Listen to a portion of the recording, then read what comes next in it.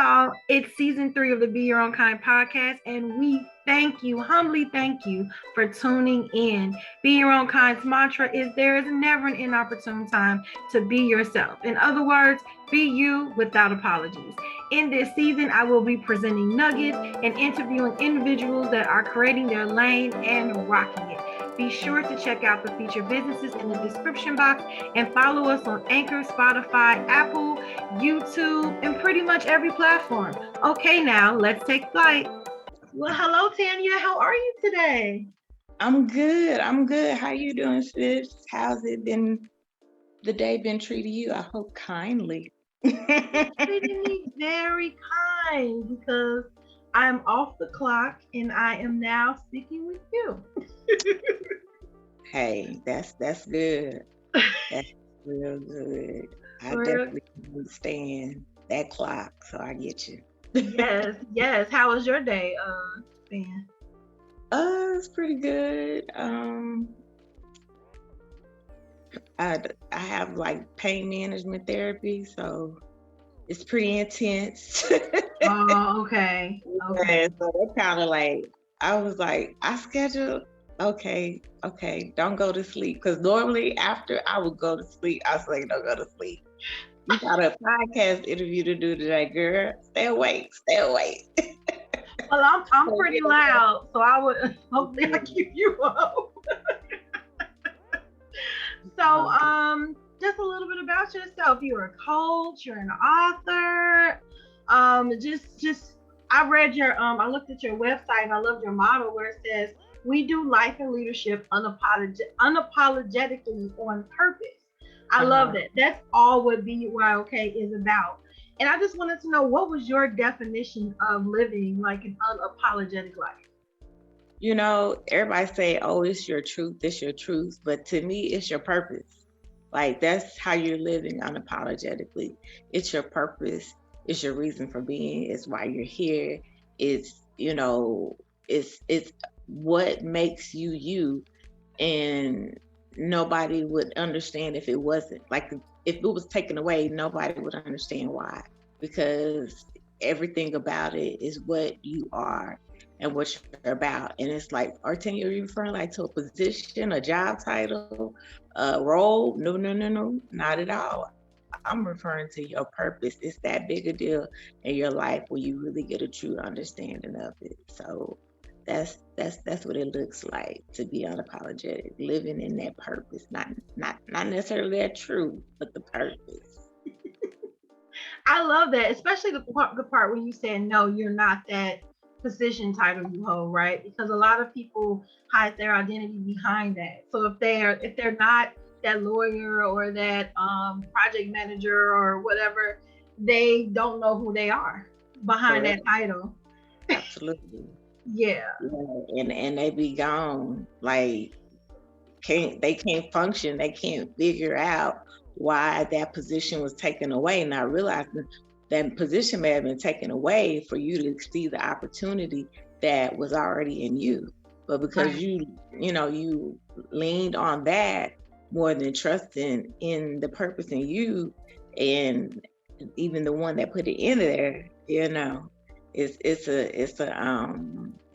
a hard thing to do that and to have that type of life when all you think is that you're here because a job hired you.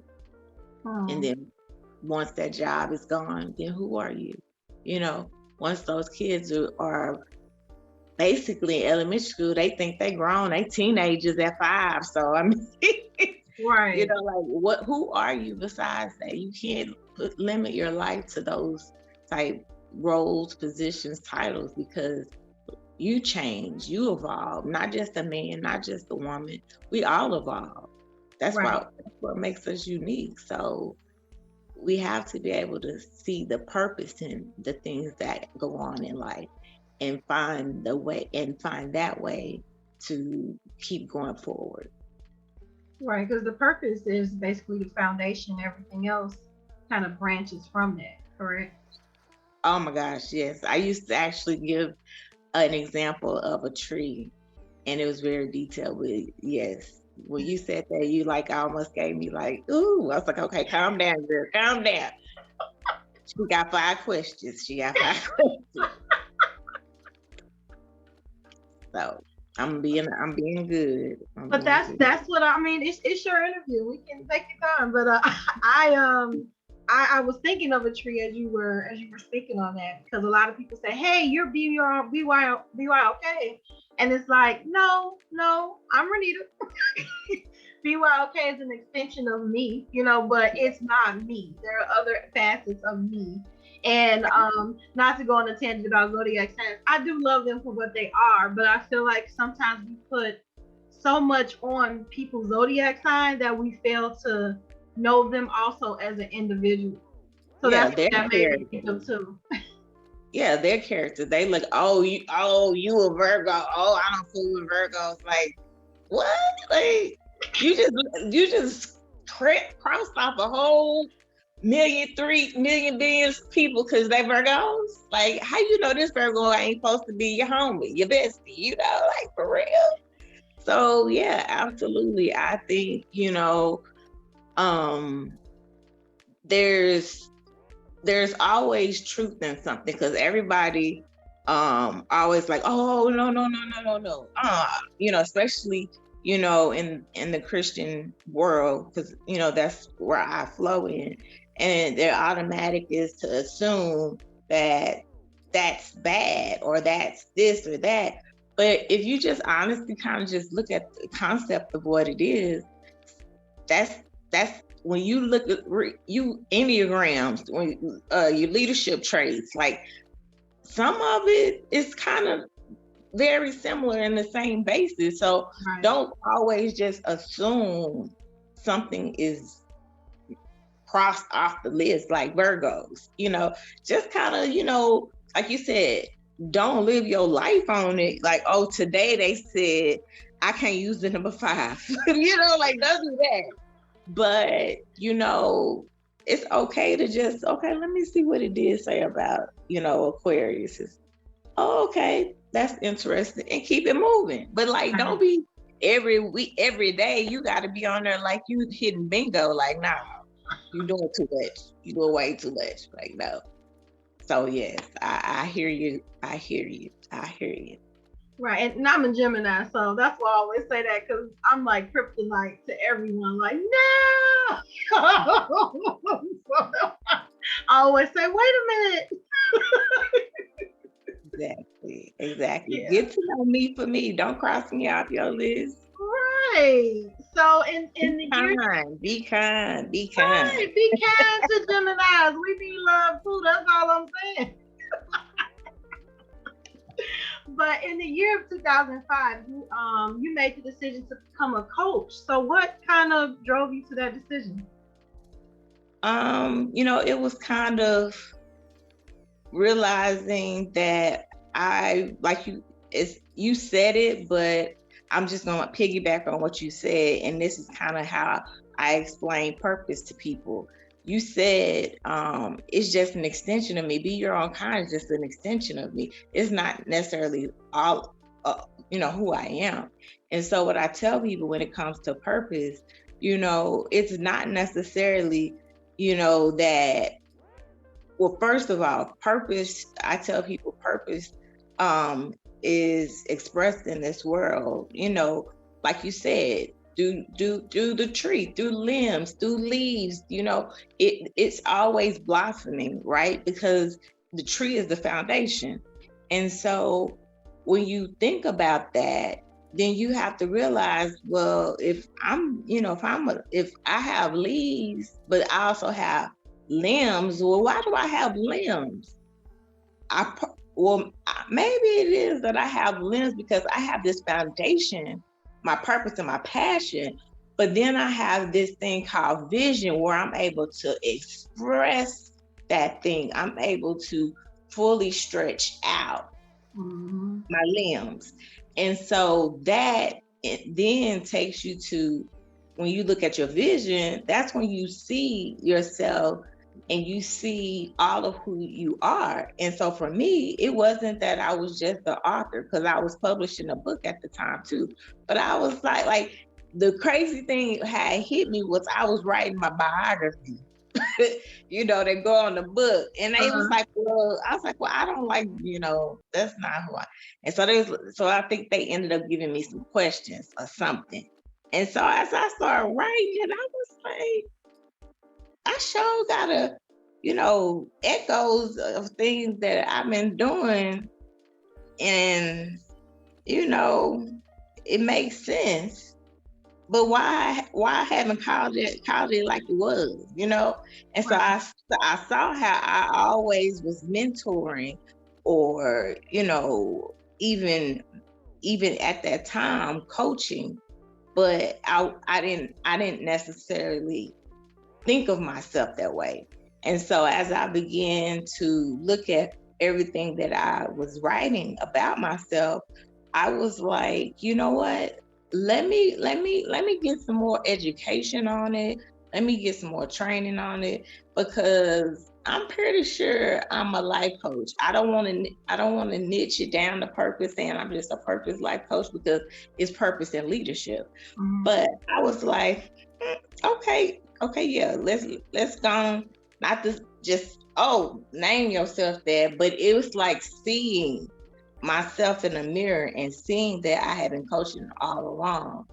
And it was from there I went not just to see myself, operating in my purpose as a coach, but as an author, as a speaker, and as a strategist. And so that's how all of who I am is able to show up in my purpose, because it's all of the things that I do. It's my limb, and it's just me stretching out. I love that. So it was like, hey, I was already doing this. You just put a definition on it, like, essentially. Yeah. That I defined what had already been there. Yeah. I named it. Right.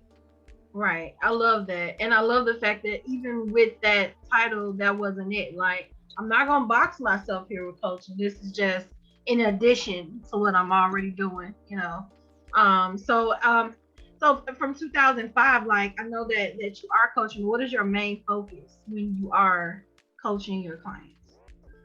The majority I do work with come to me because they're literally just trying to figure out what is purpose, what is their purpose.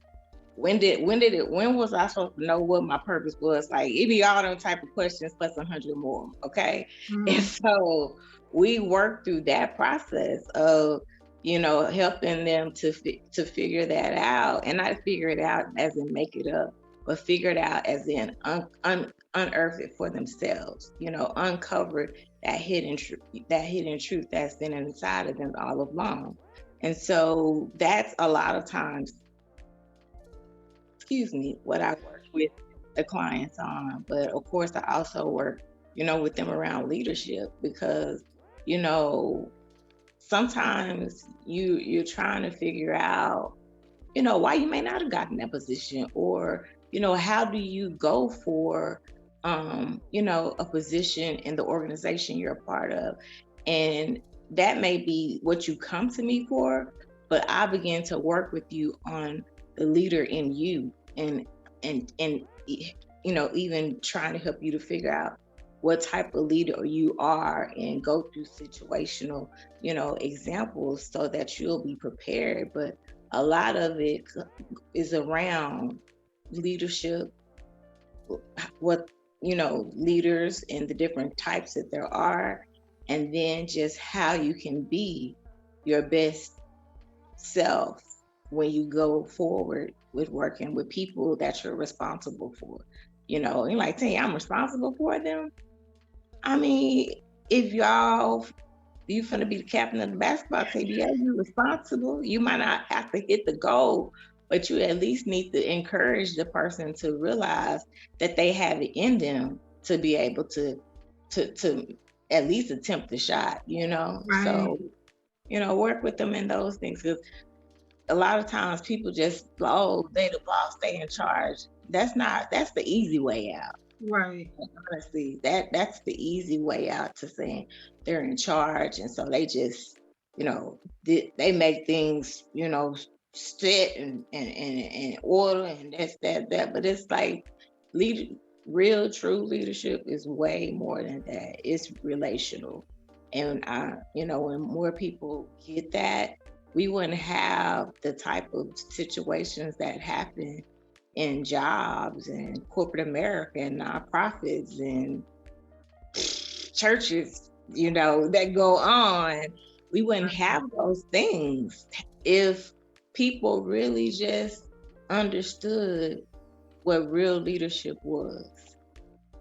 I agree with that. And I read, I think it was on LinkedIn, they said, I don't know the percentage, but it was a high percentage, but majority of the people leave their jobs due to poor management. Absolutely. It has Yeah. nothing to do I with read, I read pay. the same statistic on there. Absolutely. Yeah. I thought it was Yeah. pay, but it is not. It's how they're treated, it's how they're made, how they're made felt. People will stay not where they're tolerated, but where they're welcome and where they're treated kindly. And Right. they'll do that even though they're not making the most that they want to make, but because of the situation that they have there is just so warm, inviting, friendly, copacetic, whatever you want to call it, it's great for them and where they are. And so they stay. They know they could be making more money, but it's the work that they do and the people that they do work with, aka life, because you really with them more than you are a lot of times with your own friends and family. Right. At least when it comes to the weekend, And so you don't want to do life with boss that is just a boss and that's just horrible at it. Like, no, leadership could be something that's taught both, I feel, early on in education, like as in primary, middle, high, maybe even have leadership courses when it comes to high school, but definitely a different way of how it's being taught in them four places, corporate America, nonprofits, churches. It needs to be taught a different way because it's not working. No, not at all. And I worked for a law firm for like 11 years, and it was pretty rough. The morale. I think me and the coworkers bonded because we're going through this kind of toxic environment together. So I met a lot of great friends, but it was also it was depressing at times, and it kind of shaved all our happiness away in a sense, just for the simple fact that people just didn't know how to lead. They just knew how to dictate, yell, and just say whatever they want to say because they could. No one was stopping stopping them. Their management was not, training them. It's just like, hey, you do it because I say. I'm not going to train you, but you need to figure it out.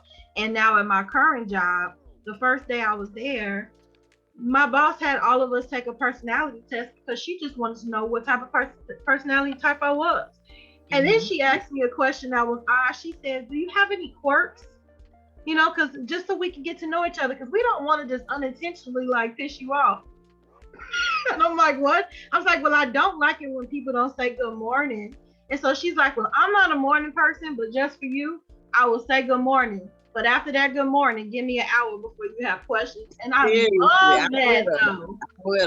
I don't know if I could try morning, but the fact that she even asked meant she cared to know and find something else about you so that there wouldn't be misconceptions. Right. And because listen, a misconception can ruin your whole career. Yes. All based upon a misconception that get spread all over the organization, and it's not even true, or it's a misunderstanding. Like, a lot of times, for me, I never would hear people, because you see how my hair is, and so normally you see both my ears covered, right? And so my headphones would be in my ears, but my hair would cover it, so you wouldn't see them, you wouldn't know. And so you just sitting up here walking around, mad because you think I was ignoring you when you came by my desk. And I'm like, did you get my attention? Did you like tap my shoulder? Did you do any of that? Well, no. So what makes you think I heard you? Because it's a whole bunch going on around my cubicle that I gotta zone out if I'm gonna get my work done, you know? And that's for me a quirk. Like when it's like a lot of data or a lot of information or a lot of analysis, or even just writing reports, I have to zone out to be able to fully understand what it is I'm looking at, reading, interpreting, analyzing, and then come up with analysis, right? And it would be too loud, girl. It would be just straight up too loud. Like they didn't have to do no type of work. And I was sitting up there like, do y'all, what y'all do? Because I'm trying to do what y'all do, you know? And so they would be right up in there, and then you all mad. And then if you really wanted my attention, my neighbor would have got my attention for you. Like if you really couldn't get my right. So I understand, and that's like I said, that's a big thing that even just showed the leader in her. Because some people, I'll be honest, some people might be offended, like, what's she making me take this test for? But if you think about it, let her get to know you, even if you're an introvert, if you're a quiet person. So she won't be upset and offended if you don't, always talk throughout the entire meeting. But when you do have something to say, you speak up very loudly and clearly.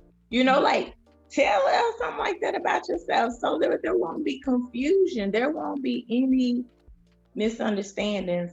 And that's where leadership training, that's where leadership, development, okay? That's where leadership strategy, call me, okay? That's where it really, really gets to where the rubber meets the road, because we can't be in that, be doing it like that anymore. We've been through a pandemic. We've been through a recession.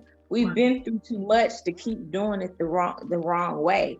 Right. And so you wonder why that record-breaking people are leaving their jobs, or they just not going back, period. You don't know why? You don't know why that manager done went off on every waitress and busboy up in this restaurant, and you confused why didn't nobody come back to get their $2.45? Like, come on.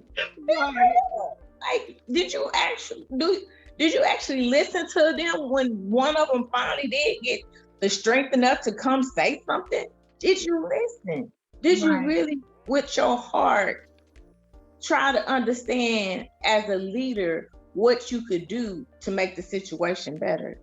And that's my prayer. That's part of my purpose. That's part of my assignment. Because leadership is just so big and people minimize it, but it is really a big piece of life. And not to mention when you can become the leader of your own self, when you can be in a position and still have an entrepreneurial mindset, and still have a leader mindset in that position, even though you just analyst number 3, okay? Like you can still flow like that, knock it out the park, have an entrepreneur and own your own success. And that's when you begin to own your own success, is when you take everyone else's hands off of it, and they can't any longer control you or manipulate you or even criticize you into confinement to their bubble, to their box. Right. And in a way, that's outside of work too, because you have, people in your circle that kind of put you in a box, or kind of want to control, control some of your moves. And so, and as you were talking about leadership, I was thinking of how everyone has the capability of being a leader, right? There's someone always watching you, and you never know who looks up to you. You never know if you are leading someone into like glory or disdain by your words, by your actions. So we all are like low-key leaders in a sense, and it doesn't always have to be a position. Not low-key, we are. Everybody is a leader. It's just figuring out, are you just the leader of yourself right now? Mm-hmm. But somebody may be looking, and so therefore you're leading yourself with integrity and with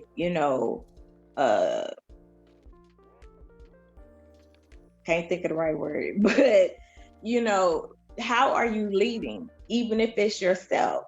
Right. And then because if you think about it, you may be leading not just yourself, but you may be leading your household.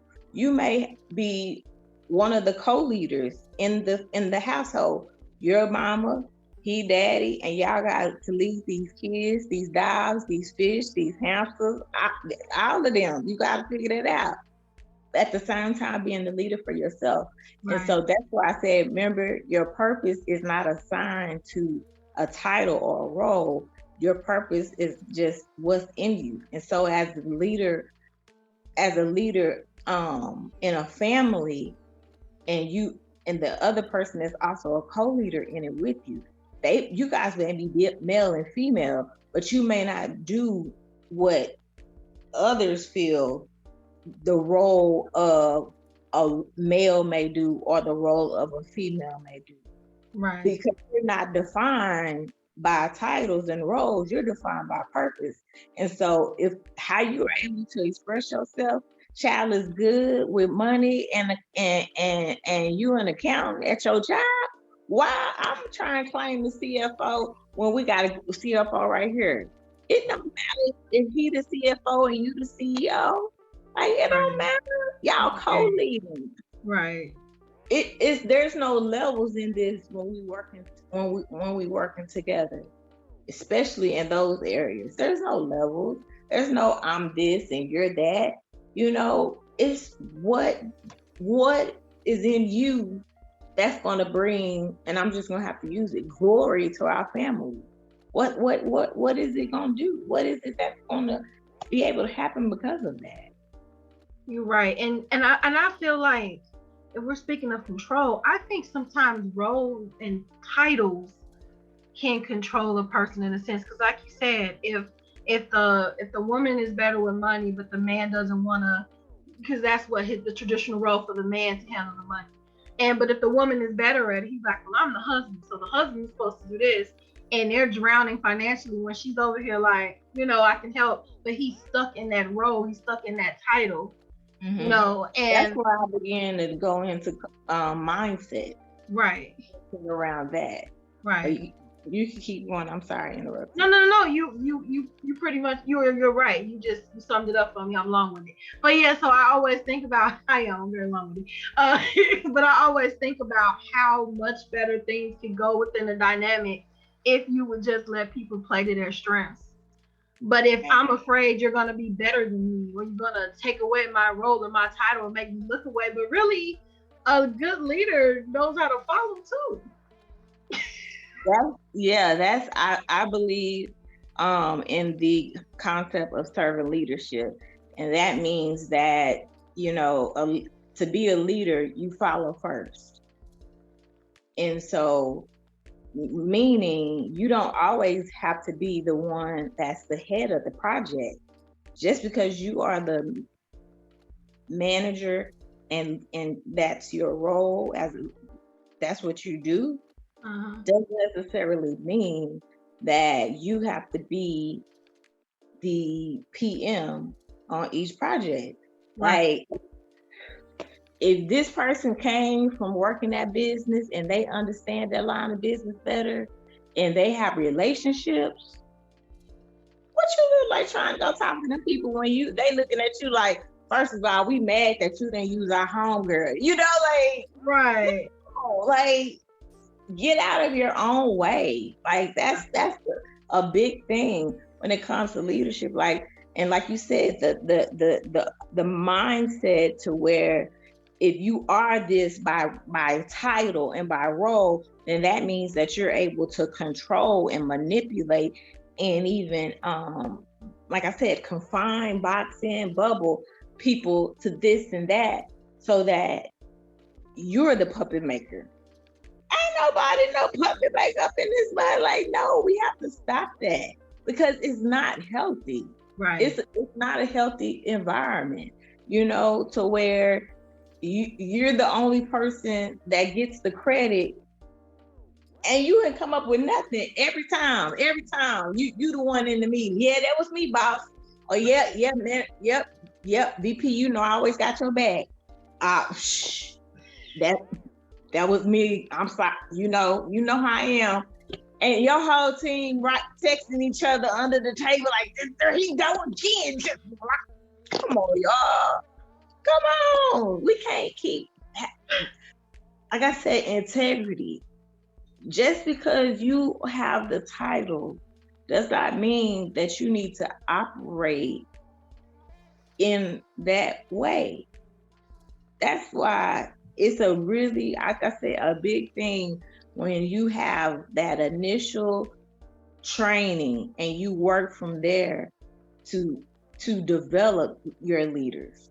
Because the other thing that is not even their fault as much is like, I'm just gonna have to give y'all a example from the Bible. Okay, so there was one of Saul's children called, or was it Jonathan? One of Jonathan's children called Mephibosheth.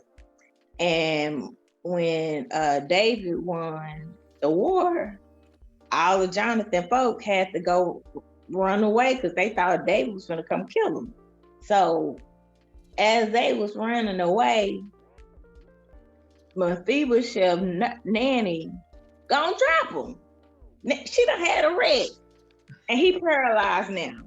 She cool. She done walked away without a scratch, but he paralyzed now, right? Right. And so you looking at her, that is her fault.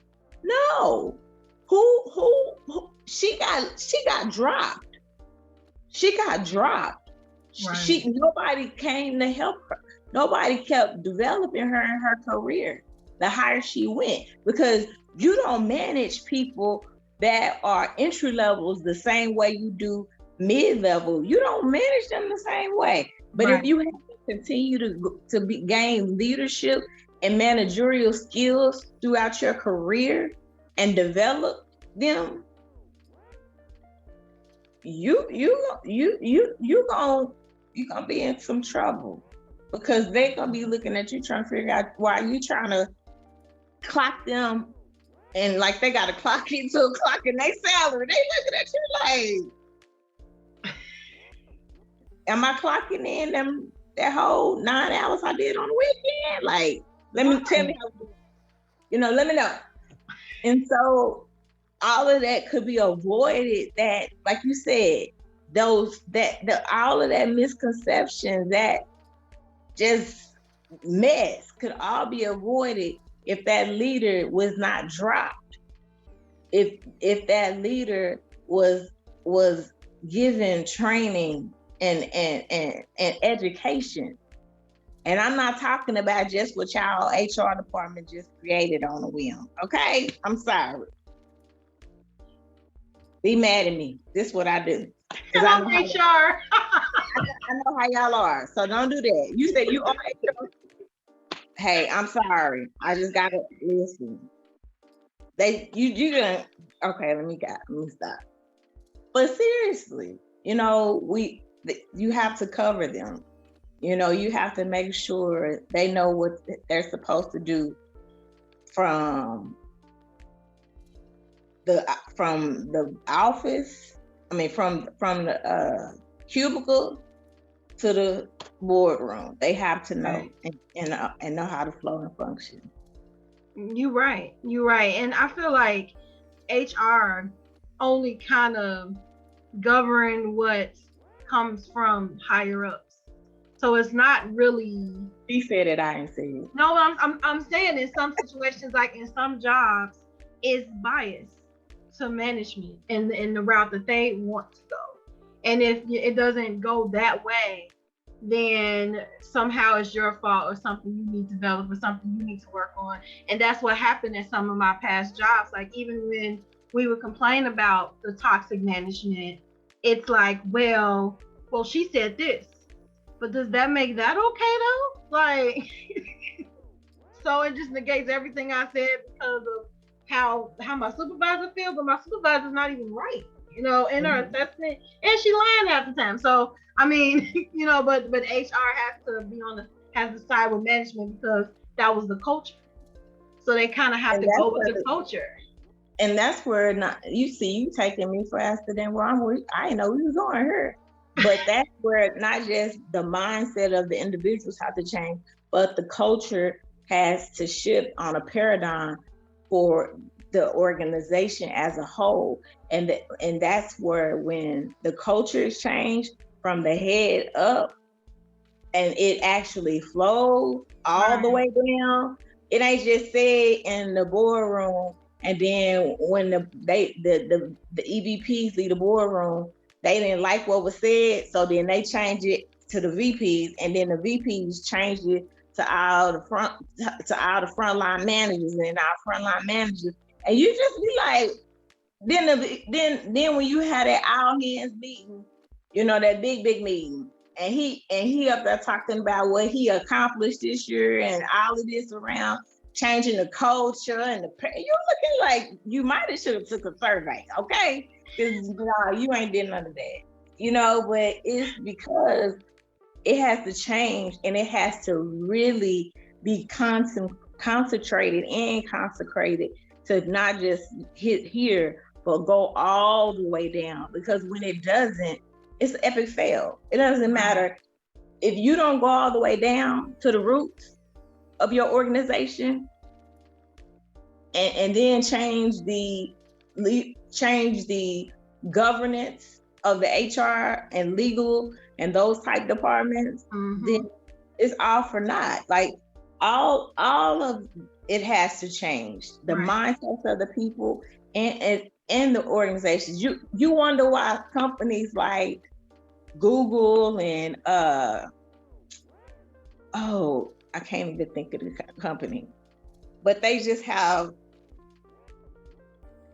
just this cool work environment, super chill. Some companies, they don't even have a clock. They just say, work your work within your time. That's it, and get it done. We don't care how you do it. We don't care if you don't work Monday, Tuesday, or Wednesday. If you work Thursday, Friday, and get the project done and deliver it on time, we mad for what? We paid you to get the deliverable done. Right. It's not about the 40 hours. And that's a concept that if that changes, man, it will literally shift so much. Get off the clock and get to really helping people to meet the deliverables, so that once you can meet the deliverables, then you can execute on the vision for the organization and the mission. But you can't ever hit that because you sitting up here tripping. They came 5 minutes back from their lunch. Right. But yesterday they helped save $75,000 on this thing that they found. It's the nitpicking for me. It's always the nitpicking for me. We have to get off of that. It's not. It's about the deliverables. It's about the mission and the vision. Period. Right. And you're saying maybe not focus on the clock, but shoot, the company's trying to get people back in the office. They don't even want to relinquish that in the office type environment. And they're trying to really push everybody back. It's like the work was still flowing when everybody was at home. Why are we See, pushing that's people back to the office? That's what it messed up all of them that was against work from home and all Uh-huh. of that, because they's like, we can't keep lying that saying their jobs is critical and mandate for them to be at the office. You've been lying this whole time, because they've been trying to figure out why the team over here get to work from home every day. This one working from home 3 days a week, and we can't work from home for none, but we all in the same VP. What's the problem? Right. And here you go, HR. It's up to manager discretion. No, it should be up to the effectiveness to complete the deliverables, so that they will then be able to help the organization to fulfill its vision, mission, and goals.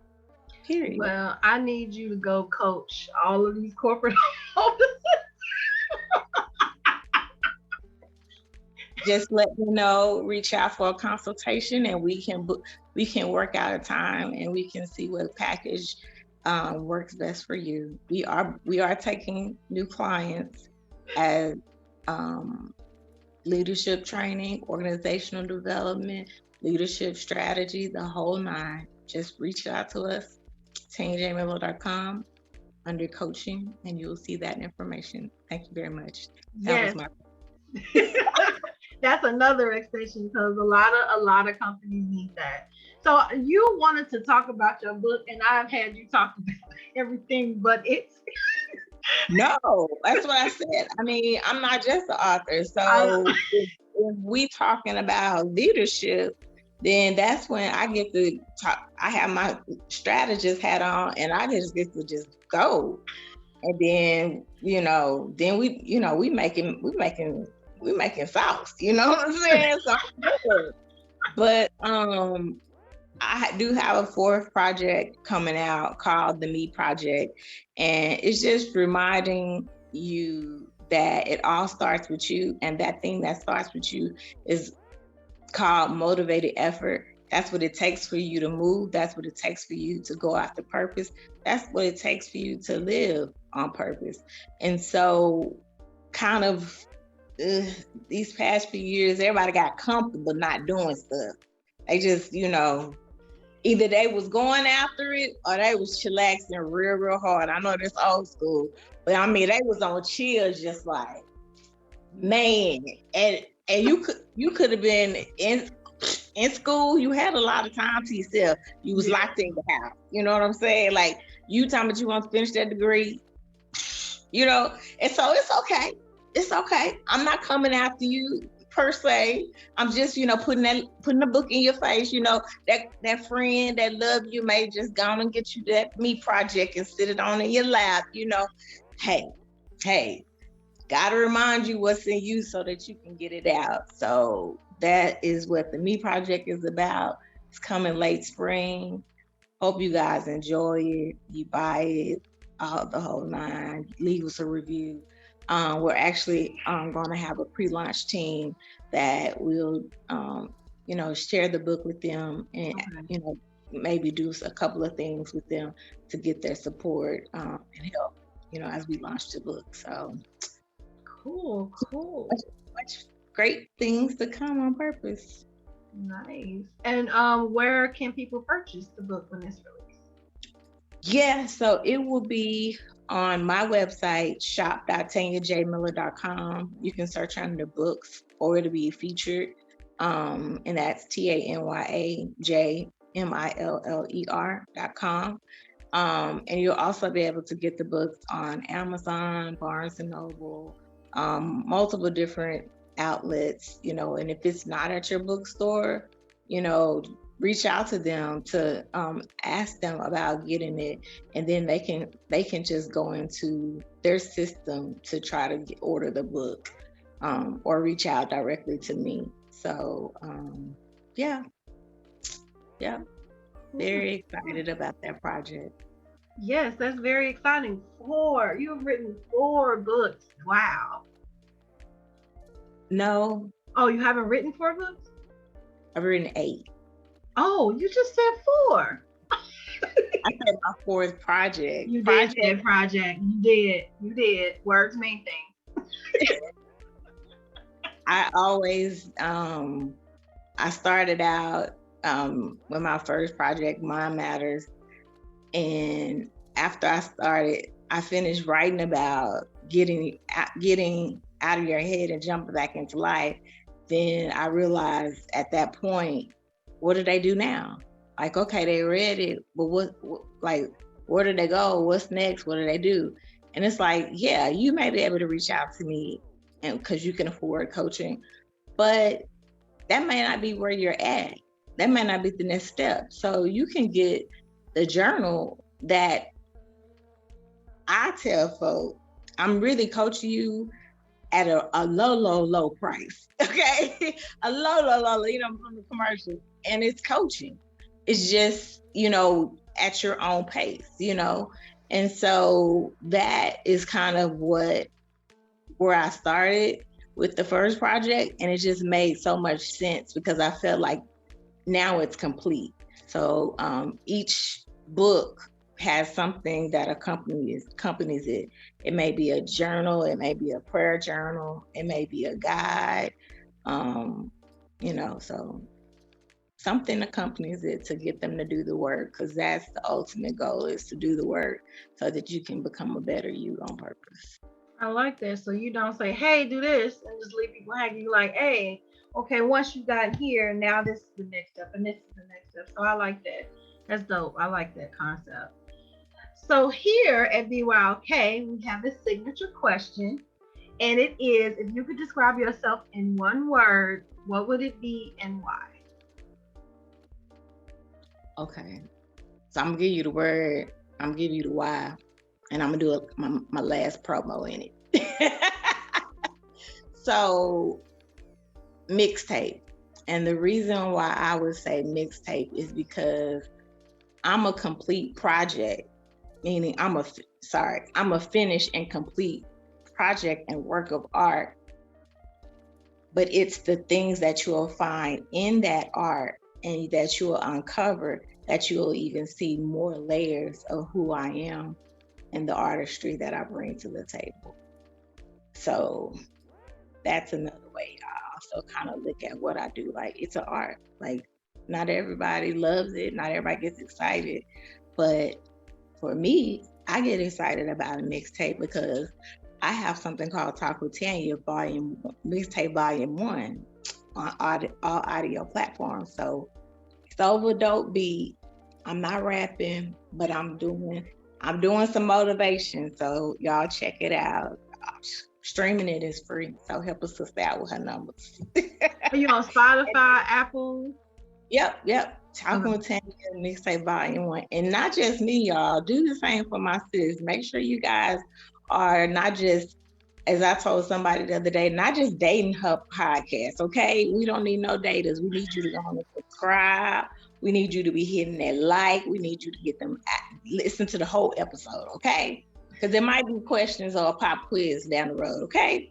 So give her the support that you want somebody else to do when and if you're already doing your thing. So help her, and as she said, one expression of who she is, be your own kind, and show kindness. Give her reviews, y'all. Give her love. Y'all know y'all be needing this kindness on a regular. Don't be playing. Thank you. I love that plug. I think I'm gonna snip that. I'm good with it. Go on, sis. I love it. Well, anything else before we wrap up? This was a great conversation. No, I just, believe you with this is that, don't be afraid to express all of who you are, and don't forget the pieces of who you are either, because especially if you got education tied to you becoming, and working in HR, that means you have some for real knowledge, skills, and abilities. So don't don't just box yourself into being your own kind. Allow yourself to be able to see all of who you are. How can that show up on the table? Because everybody needs a piece of that. You know, I don't know y'all HR rules, because you know these companies be coming up with rules by size, second jobs, creating companies, side hustles. They be tripping sometimes. So if you ain't got no rules, then you ain't broke none. Consider, HR consulting, and or even HR, not like huge manuals and handbooks, but a creative millennial way to present a HR type manual and handbook, but with a creative spin, So that's all I would just say, is just bring all of who you are to the table, because it's worth getting to know. Thank you. Wow. You gotta book her, you guys. And make sure that if you do need some help with, just getting the purpose out of you, because it's there. You just may not know how to, you just may not know where it is or define it yet. Please reach out to Tanya. Please, and also grab her books if you want to go, what do you say, the cheap route for coaching? And follow me on Oh yeah, where can we follow you? That's the last question. I forgot. Me too. Follow Tanya on all social media, Tanya. I would love to be able to help you to figure out how to put the puzzle pieces of life together so you can do life right and well. That's my aim. That's my purpose. That's my goal. Thank you so much. Thank you so much again for being on our show. You have just blessed us with your knowledge and your wisdom. And I hope you guys have gotten some out of this, because I know that I did. If anything but a new career opportunity.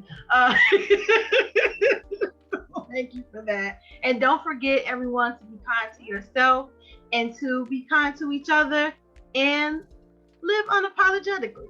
Until next time, bye.